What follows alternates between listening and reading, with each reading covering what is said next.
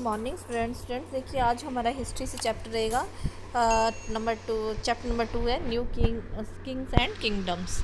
अब देखिए नए राजा और उनके राज्य।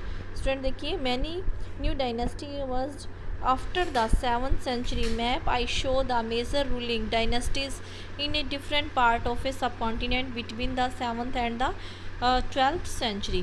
अब देखिए जो 7th जो सेंचुरी थी और उसके बाद कई राजवंशों का उदय हुआ, काफ़ी मतलब उनका मर्ज जो है काफ़ी उदय हुआ है। और जो फर्स्ट जो देखिए इसमें क्या है, जो मैप में जो कॉन्टिनेंट के विभिन्न हिस्सों में जो 7th और 12th सेंचुरी के बीच में शासन करने वाले प्रमुख जो राजवंश है वो दिखाए गए हैं। अब देखिए स्टूडेंट जो आपके मैप है, इस मैप में आप देख सकते हैं गुज्जर प्रतिहारा और देखिए राष्ट्रकूट है, फिर आपके पल्लव चोलाज, ये सारे के सारे किंगडम्स आपको इस मैप में देखिए इंडिकेट किए गए हैं। नेक्स्ट देखिए आगे है हमारा चैप्टर, इसमें देखिए नेक्स्ट है देखिए अमरजेंस, इसके देखिए emergence of a new dynasties. अब देखिए student by the 7th century there were a big landlords और a warriors chief the different religions of the sub continent. देखिए existing kings of knowledge acknowledge them as there, देखिए subordinates and the समानतास। अब देखिए students जो 7th जो century है इसके जो आते आते जो देखिए जो सब कॉन्टिनेंट है। अब देखिए सब कॉन्टिनेंट स्टूडेंट उसमें क्या है कि विभिन्न भागों में बड़े बड़े जो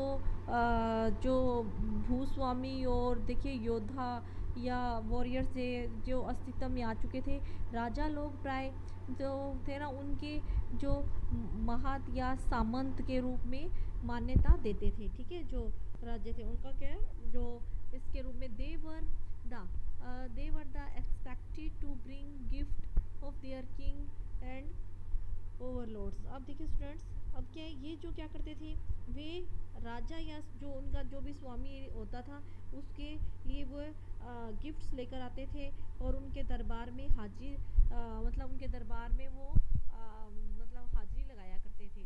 ठीक है, प्रेजेंट हुआ करते थे कोर्ट में।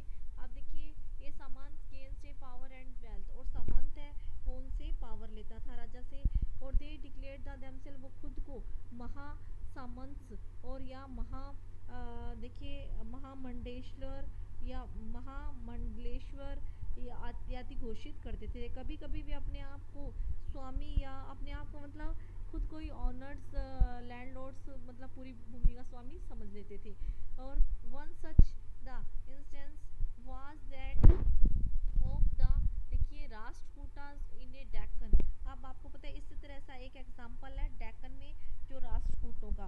ठीक है, और शुरू में क्या था इनिशियल देखिए वे कर्नाटक के चालुक्य राजाओं के अंडर में थे, और उसके बाद देखिए इन मिड 18 में Dantidurga a Rashtrakuta chief overthrew his a Chalukya overlord and the perform the ritual called the. देखिए अब इसमें क्या है, अब स्टूडेंट देखिए उसने क्या किया, उसने देखिए इसमें तय है कि जो चालुक्यों के राजाओं के अधीन से, और 8वीं जो सदी थी उसके जो मिड में क्या होता है कि एक राष्ट्रकूट जो राजा प्रधान राजा था दंती दुर्ग ने अपने चालुक्य स्वामी की अधीनता से इनकार कर दिया और उसे हराया और हिरण्य गर्भ। ठीक है, इसका अर्थ होता है स्टूडेंट, इसका मीनिंग बताया है गोल्डन वो मतलब ये सोने का गर्भ नाम का एक अनुष्ठान किया, और यह अनुष्ठान ब्राह्मणों की सहायता से संपन्न किया गया। और यह माना जाता है कि इससे याजक और देखिए जो इससे क्या है, ये जो माना गया कि जो ब्राह्मणों की हेल्प से ये किया गया था, और इससे याजक और जन्मना जो क्षत्रिय न होते हुए भी क्षत्रिय के रूप में दोबारा अपने अपना अस्तित्व प्राप्त कर लिया। ठीक है, in the other cases man from the enterprising families use to military skill to देखिए carve out kingdoms for the instance of the देखिए कदम्बा।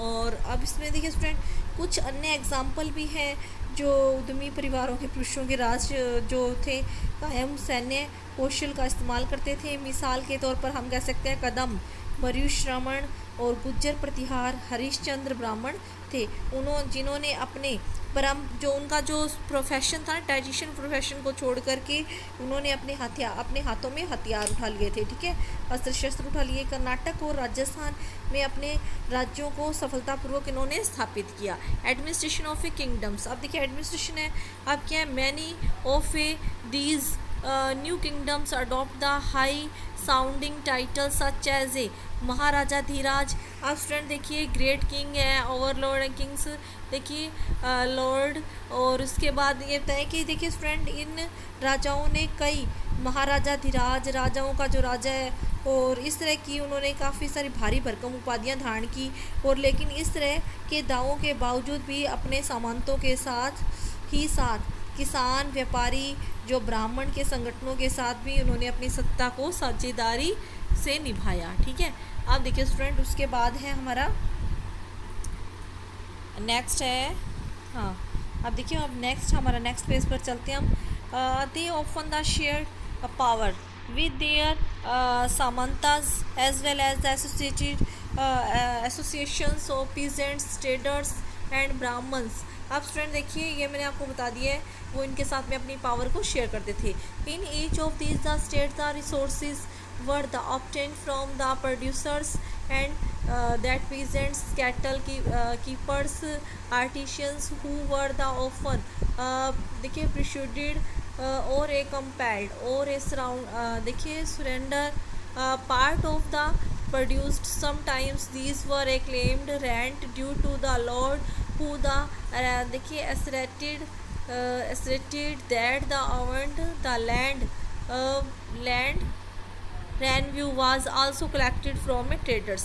अब देखिए स्टूडेंट सभी अब ये तय कि इन सभी राज्यों में जो प्रोड्यूसर्स थे, किसान थे, पशुपालक, कारीगर, ये संसाधन रिसोर्सेज को इकट्ठा किया जाता था इनसे, और इनको अक्सर अपने जो उनका जो मतलब जो भी प्रोड्यूस करते थे उसका एक हिस्सा उन्हें राजा के लिए त्यागना पड़ता था या उसके लिए बाध्य किया जाता था, उससे रेवेन्यू लिया जाता था।